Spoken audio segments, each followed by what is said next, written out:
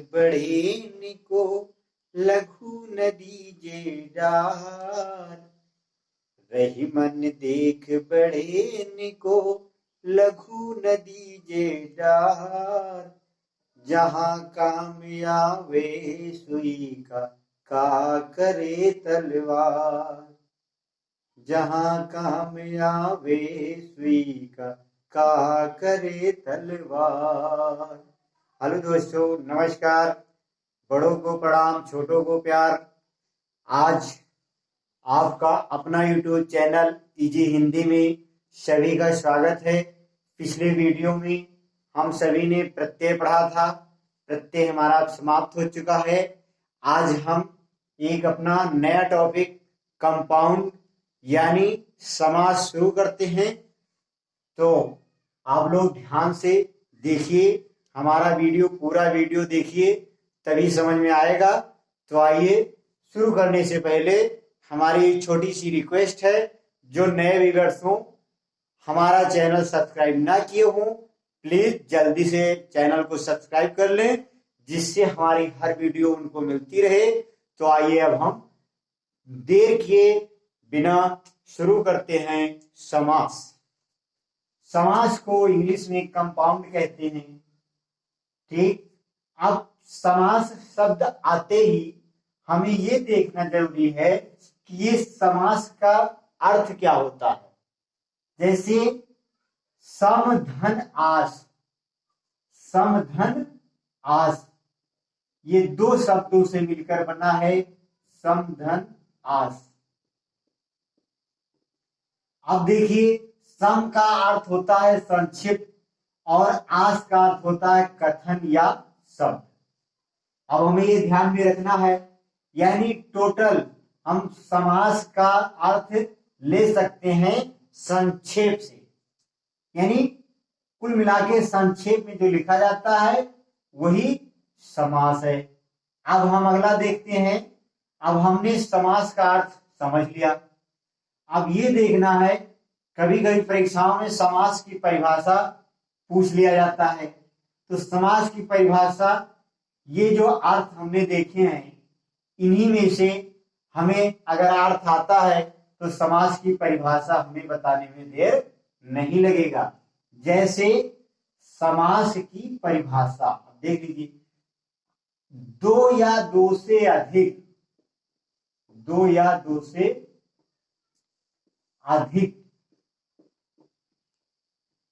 शब्दों से मिलकर, शब्दों से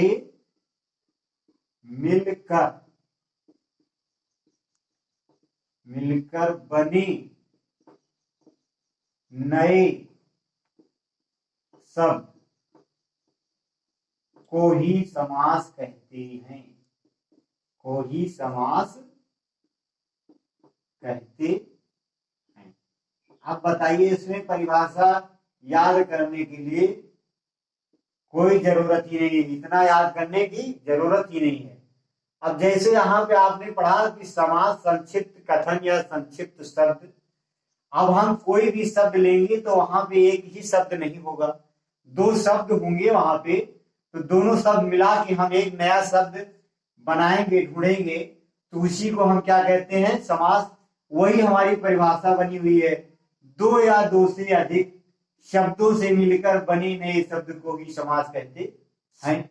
ऐसे बताइए, क्या याद करने की जरूरत है? कुछ भी नहीं। केवल समास शब्द का अर्थ आप पहचान लिए तो परिभाषा आप आराम से लिख सकते हैं। अगर ऐसे परीक्षाओं में आ जाता है कभी कभी कि दो या दो से अधिक शब्दों के मेल से बने नए शब्द को क्या कहते हैं, तो वहां लिखा रहेगा समास या अनुप्रास या कुछ भी, तो आप लिख सकते हैं कि समास है। अब आइए, हम ये पहचानते हैं कि इसमें और क्या क्या कंडीशन है। जैसे इसमें हमें जानना जरूरी है समस्त पद, समस्त पद, इसी को सामासिक पद भी कहते हैं, सामासिक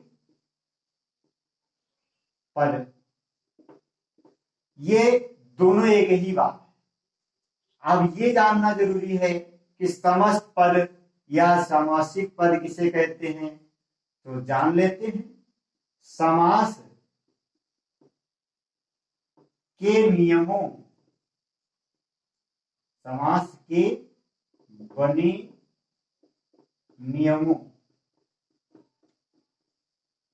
को ही समस्त पद कहते हैं या सामासिक पद कहते हैं, एक ही बात है। अब इसमें भी कोई याद करने की जरूरत नहीं है। समस्त पद, समस्त मतलब पूरा, पद मतलब जो शब्द दिया हुआ है उसी को हम क्या कहते हैं, समस्त पद या सामासिक पद। अब हम दूसरा एक है समास विग्रह। समास विग्रह या इसे व्यास भी कहते हैं, व्यास। अब देखिए विग्रह, विग्रह मतलब होता है अलग करना। समास यानी समास को जो अलग करने की प्रक्रिया है, समास में शब्दों को अलग करना, अलग करने की प्रक्रिया को ही समास विग्रह कहते हैं।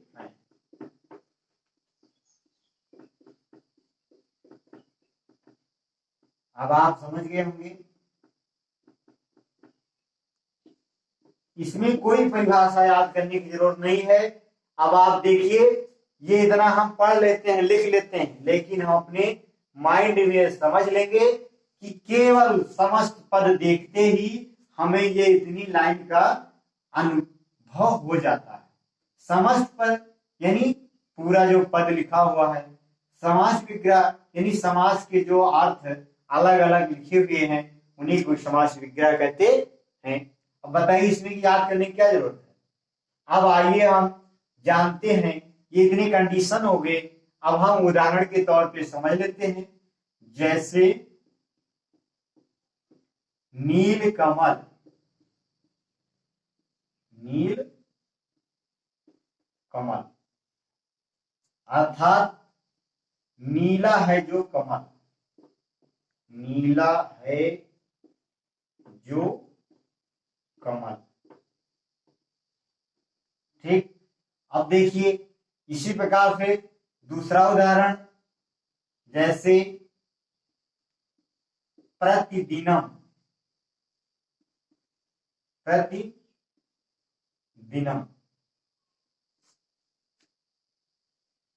यानी प्रत्येक दिन, प्रत्येक दिन। अब ये देखिए ये समस्त पद हो गया हमारा, और ये जो है समास विग्रह हो गया। समस्त पद यानी इकट्ठा इतना पद लिखा हुआ है, इसी को हम जो है अलग अलग अर्थ करके लिखते हैं, फिर समझते हैं इसमें कौन सा समास है। तो अब हम इतना तो समझ गए हैं। अब हम पढ़ लेते हैं समास के भेद। तो इतना हम मिटा देते हैं, फिर लिखते हैं समास के भेद। आइए अब हम समास के भेद पढ़ते हैं। अभी तक हमने पढ़ा समास का अर्थ क्या होता है, समास की परिभाषा क्या होती है, और समास के और आगे क्या होती है। समास, समस्त पद और समास विग्रह हमने समझ लिया, समास की परिभाषा भी। लेकिन अब हम समास के भेद पढ़ते हैं। इनके 6 भेद होते हैं। कितने भेद होते हैं? 6। आपको यहाँ लिखने की पढ़ने की कोई जरूरत नहीं है, केवल ये ट्रिक हमारी याद रखना है, आपको भेद पता चल जाएंगे और कितनी समास हैं उनके नाम भी याद हो जाएंगे। तो आइए ट्रिक पढ़ लेते हैं। अब तक बहु दिगु द्वंद्व 6 समास मेरे पसंद। देखिए अब इसमें अब का मतलब अव्ययी, अब का मतलब अव्ययी भाव, और ता का मतलब तत्पुरुष, ता का मतलब तत्पुरुष समास, का का मतलब कर्मधारय समास, बहु का मतलब बहुव्रीहि समास, और दीर्घ का मतलब दीर्घ समास, और द्वंद्व का मतलब द्वंद्व समास। ये 6 हो गए, 1 2 3 4 5 6। तो 6 समास मेरे पसंद, यानी 6 भेद भी हो गए। यानी हमें कितनी समास पढ़नी है? 6। तो अब इन समासों को पढ़ने के पहले हम ये देख लेते हैं, इसमें 2 पद होते हैं। तो पहले पद को पूर्व पद कहते हैं और दूसरे पद को उत्तर पद कहते हैं। यानी तो देख लेते हैं, पदों की प्रधानता के आधार पर वर्गीकरण। यानी समास भी जो है पदों के आधार पर वर्गीकरण किया गया है। ये 4 प्रकार से हैं, एक एक के बारे में समझ लेते हैं। है तो केवल यही 6 समास, लेकिन पद भी हमें देखनी है। इसमें पद हमें ध्यान रखना पड़ता है कि कौन से समास का कौन सा पद प्रधान है या अप्रधान है। तो आइए हम देख लेते हैं, पूर्व पद प्रधान अब, यानी अव्ययी भाव समास नंबर 1। अव्ययी भाव, ठीक। अब संस्कृत में ऐसे है कि पूर्व पद प्रधाने तत् अव्ययी भाव समासः। यानी हिंदी में हम देख लेते हैं कि पहला पद हमारा जो अव्ययी भाव प्रधान होता है, तो अब का मतलब हो गया अव्ययी भाव। जैसा कि ट्रिक में आपने पढ़ा था, आप ठीक समझ गए होंगे। उत्तर पद प्रधान दिव तक। अब इसमें देखिए, उत्तर पद, उत्तर मतलब पहला पद प्रधान ना होकर इसमें बाद वाला पद प्रधान होता है, जिसे उत्तर पद प्रधान कहते हैं। जैसे द्विगु समास, द्विगु समास में इसमें संख्या होता है पहला पद, और दूसरा पद जो भी होता है, यानी दोनों पद प्रधान होते हैं। द्विगु समास में आप समझ लिए, तो नंबर 2 समझ लो द्विगु समास, ठीक, द्विगु समास। फिर नंबर 3 तत्पुरुष समास, तत्पुरुष समास। अब ये देखिए, उत्तर पद प्रधान दिगु तक, यानी दिगु में 2 उत्तर पद केवल ही प्रधान होते हैं। अब देखिए, ता का मतलब तत्पुरुष समास, और का का मतलब है नंबर 4 कर्मधारय समास, कर्मधारय समास। अब ये देख लीजिए, नंबर 3 दोनों पद प्रधान द्वंद्व, यानी द्वंद्व में, यानी जुड़े होते हैं जो, उसमें दोनों पद प्रधान होते हैं। इसमें बहुत आसानी है, द्वंद्व का मतलब होता है जुड़ना। ये समास के नाम से ही पता चल जाता है। अब देख लीजिए, दोनों पद अप्रधान, बहु, बहु मतलब बहुव्रीहि समास में, यानी ये चौथा, और ये हो गया आपका 5वां द्वंद्व समास, और ये 6वां हो गया बहुव्रीहि समास।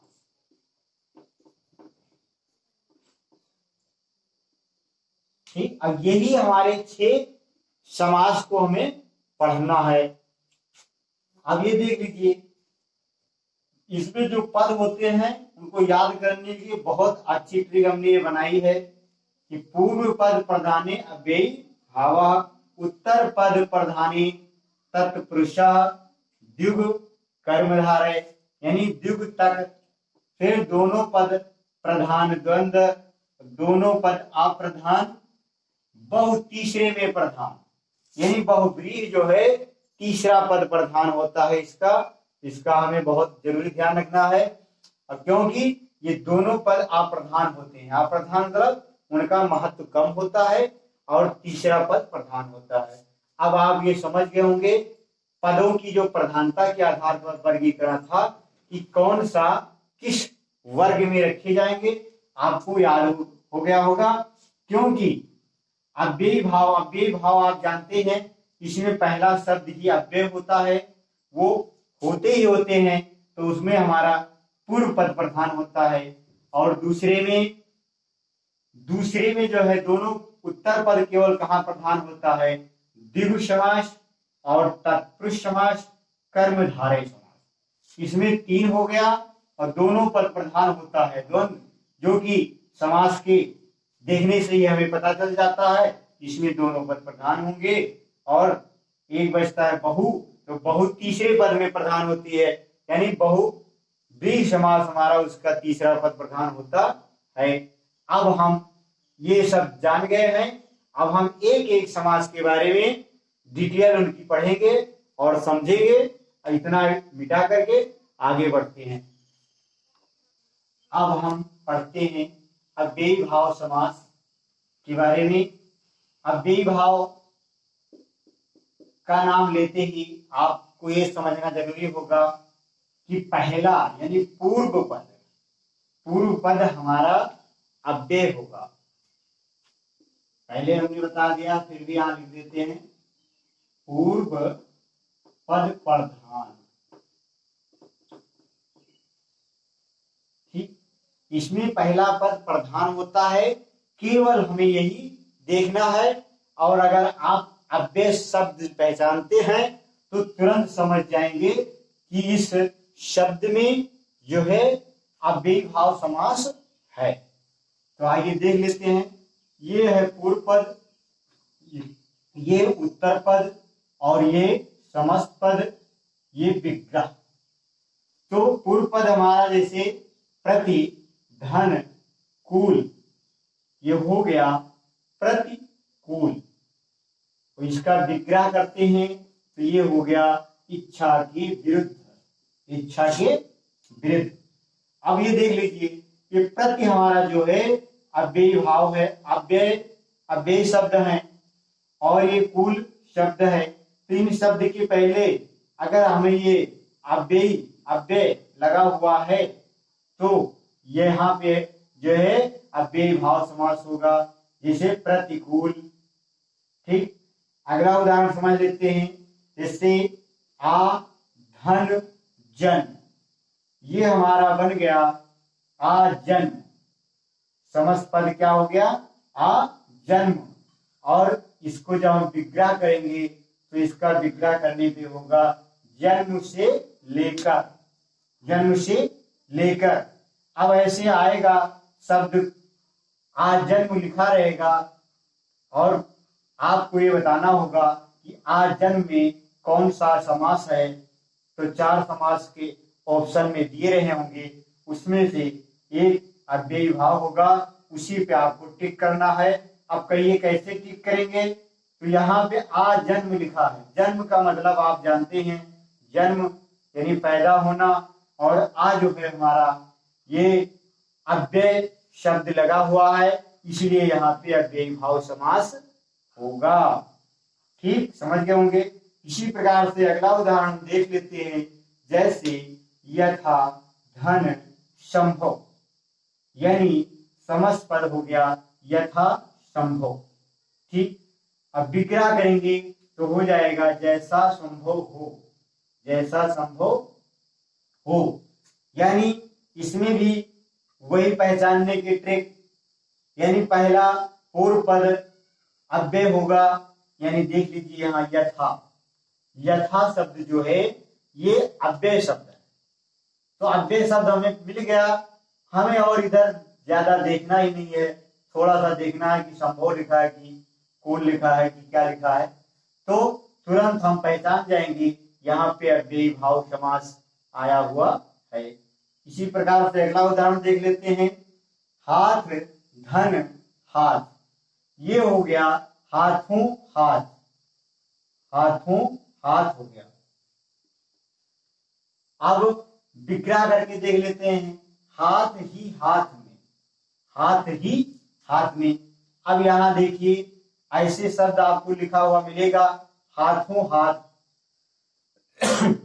हाथों हाथ में देखिए हाथ ये अव्ययी शब्द की तरह है, तो हम यहाँ समझ जाएंगे कि अव्ययी भाव समास यहाँ पे इसमें हाथों हाथ में अव्ययी भाव समास होगा। अब ये भी है कि कहीं कहीं पे विग्रह लिखा हुआ मिलेगा और उसमें ये देखना पड़ेगा कि किस समास का विग्रह है, तो भी हमें दिमाग लगाना है कि जैसे हाथ ही हाथ में ये लिखा रहेगा तो इसका मतलब हाथों हाथ, हाथों हाथ ये अपने आप आया जाएगा।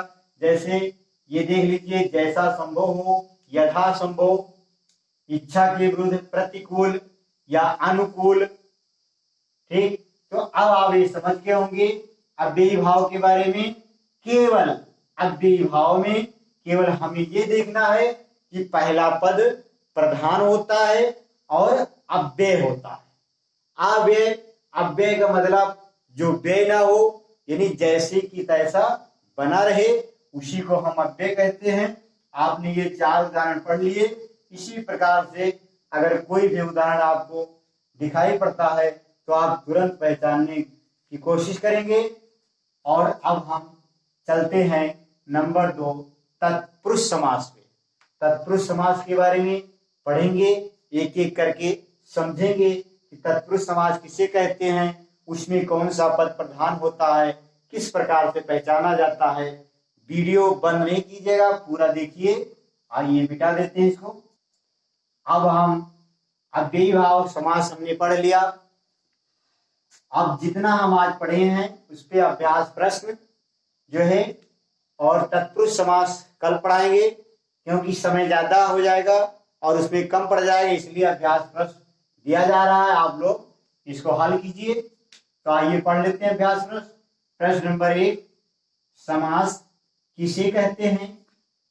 जैसा कि आपको बताया गया है, आप लोग उत्तर लिखिएगा। प्रश्न नंबर 2, समास के कितने भेद हैं, ये भी बताया गया है ट्रिक में, आप लोग इसको करिएगा। प्रश्न नंबर 3, प्रतिदिन और हाथों हाथ में कौन सा समास है? अब आप लोग इसको अपने कॉपी में लिख लीजिएगा और आंसर भी लिख लीजिएगा और कमेंट कीजिए। अगर ये हमारी वीडियो आपको पसंद आई हो तो आप लोग सब्सक्राइब करें और शेयर करना ना भूलें। जो है अगली वीडियो में हम तत्पुरुष समास पढ़ेंगे। तब तक के लिए बाय बाय, धन्यवाद।